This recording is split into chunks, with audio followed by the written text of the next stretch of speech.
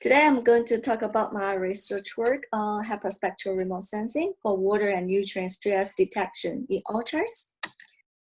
So first of all, I would like to briefly talk about myself. My name is Annie. I'm a PhD candidate in School of Engineering at the University of Melbourne under the supervision of Pablo, Lola, and Donril. I'm very passionate about sensing and advanced technologies. I would like to spend my knowledge to work on methods to help determine vegetation stress using the hyperspectral remote sensing. And I feel very exciting and lucky to receive the scholarship from the McPherson Family and the McGarry Foundation for Women in STEM.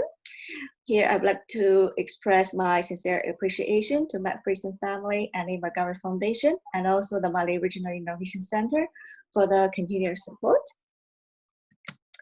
So my research is about water and nutrient stress detection using the hyperspectral remote sensing in the orchards. I would like to develop a robust methods to assess the water and nutrient stress in fruit orchards using the solar-induced fluorescence and leaf plant trace derived from the airborne hyperspectral imaging and physical models, and link the interactive effects of water and nutrient stress to yield spatial variability to explain why yield losses are occurring in some areas. As we know, the Mali region is a very important agriculture area in Victoria along the Mali River with typical Mediterranean climate, which makes the Mali an ideal place to produce high quality fruits and nuts, including almonds and citrus.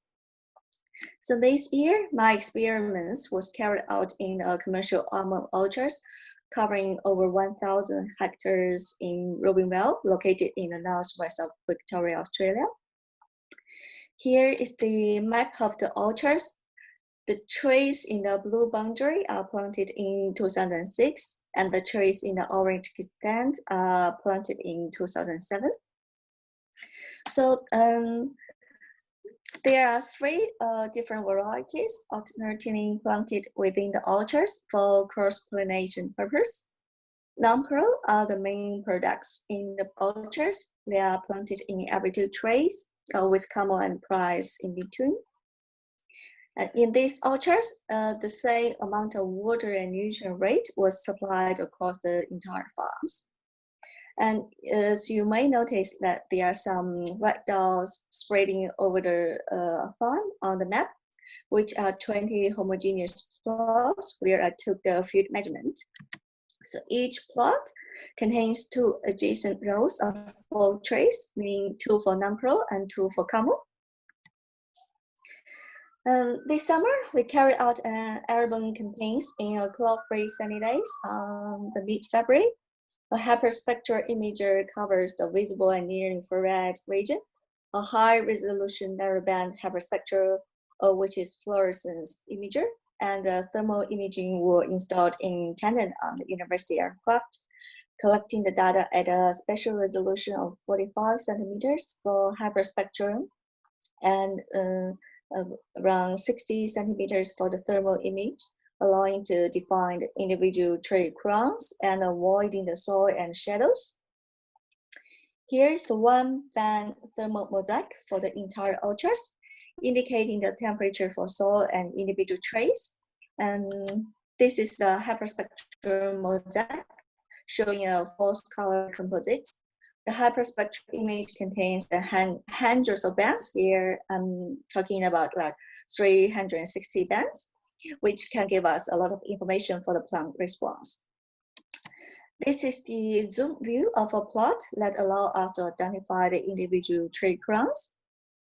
So when looking at this image only, it's really hard to tell the difference between each others since it's only showing a 3-band composite. When looking at the reflectance and radiance spectra for the full range, we can see the different response of different traits.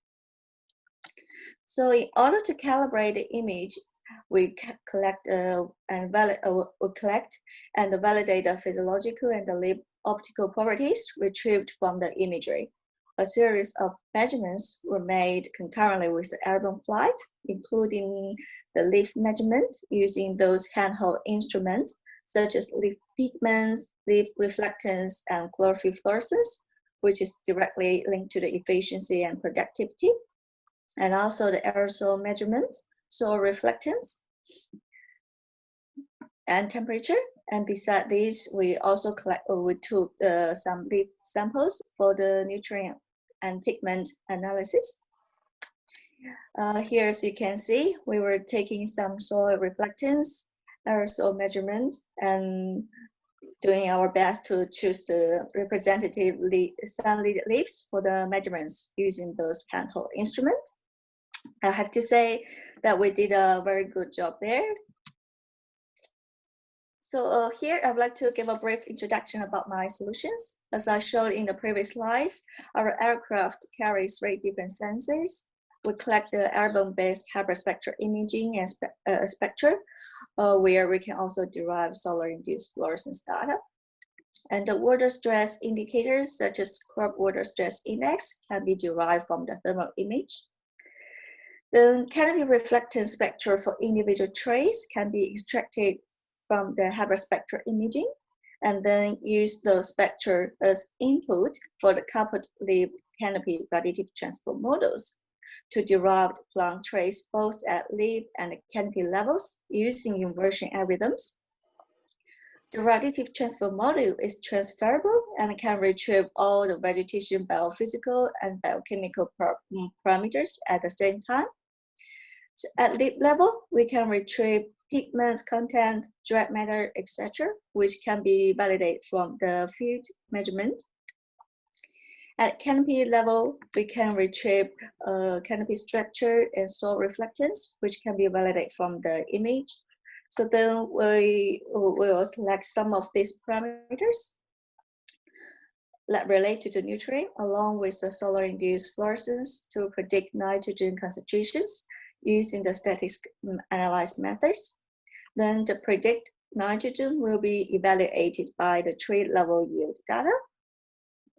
The CWSI or other water stress indicators is going to be used to help retrieval algorithms of stress and to understand the effects of water stress on the yield.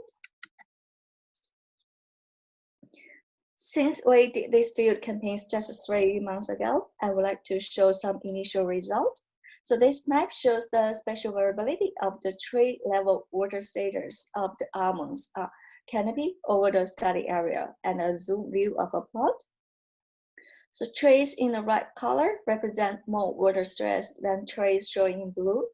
The large variability in water status among trees, rows, and blocks, as you can see from this map, can be caused by the difference between variety, the efficiency of irrigation system, and soil types, etc. So this map shows the spatial variability of nutrient status, which demonstrate a good overview of the nutrient and chlorophyll variability over the entire orchards and a zoom plot. So canopy in brown and orange color is potentially having a lower nutrient and less vigor than the trees represented in blue and green. Besides this, the girls also collected the yield monitoring data over the entire orchards, which is super interesting to us. They are happy to share this data once it's ready.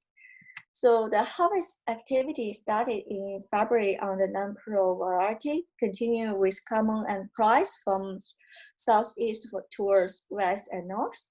The map demonstrates the blocks and the age of the orchards. The yield data was assessed for every 2 trees of the same variety during the harvest. We can use this yield data to evaluate the effects of stress on productivity, and we can link it to the physiological traits that caused by the tree age, variability, varieties, and stress conditions to explain the yield variability, which also allow the growers to consider variable applications of water and nutrients across the whole orchards. So for next step, I will develop modeling methods for leaf and canopy trace retrieved from the urban imagery and stress assessment on water and nutrient status in urban orchards. I will also identify and quantify pigments and water indicators to create maps related to stress and explain the spatial variability of yield over the entire orchards. So for next summer, we are planning to carry out 2 to 3 field campaigns on different phenological stages in different fruit orchards in the Mali region. And we are very happy to collaborate and work on different fruit species, such as citrus, olive, to increase the number of species and fields for the next year. And I think my research is very interesting and challenging. I believe this research will provide valuable information for sustainable agriculture in Mali for the local community to boost the plant production and save the environment and save the money.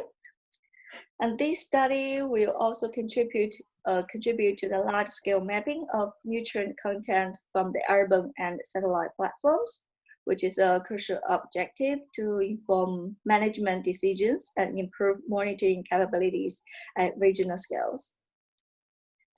And finally, I would like to express my sincere appreciation to McPherson family and the Invagari Foundation again for their financial support, and the staff from Mali Regional Innovation Center, like Rebecca, Mike, and Emma for their great support.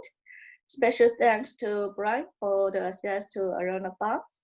I also wish to thank people from our HyperSense lab for their contribution in collecting the aerial image and field measurement. Moreover, thanks to my supervisors for their detailed guidance. Yeah, very appreciate that. So that's all for my presentation. If you happen to know any girls monitoring the yield and might be interested in my research, please don't hesitate to share my contact. We are quite open to help and collaborate. I'm looking forward to seeing more potentials for the next year. Yeah, that's all for my presentation.